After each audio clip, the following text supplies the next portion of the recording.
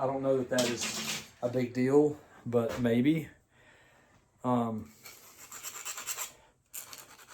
have used everything from a bench grinder to a handheld grinder to gap rings in a field, and we went really.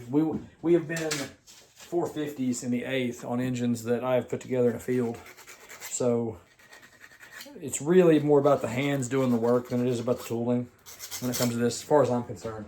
Somebody will argue with me. I don't really care. Our engines don't smoke. They do really well. That is the gist for me here. We've got the rings done. I'm gonna drop these guys in the hole. Check out the bearings and stuff and make sure they're good to go. That should be it, guys. It's pretty simple, pretty straightforward. Like I said earlier, we are going, you know, we do the math, figure out what our bore size is in inches, do a little math. I'll post a picture of this chart here, and you can use it by default on basically anything CP, Wiseco, JE, any forged pistons. You can use it on nip and racing pistons if you really want to. I use the same thing on Vitaras, etc. Remember, loose is better than tight. Loose is fast. Anyway, appreciate you guys. Grab you a t-shirt off the website, a hat, some stickers. Buy some parts if you need it. We got used stuff floating around all the time.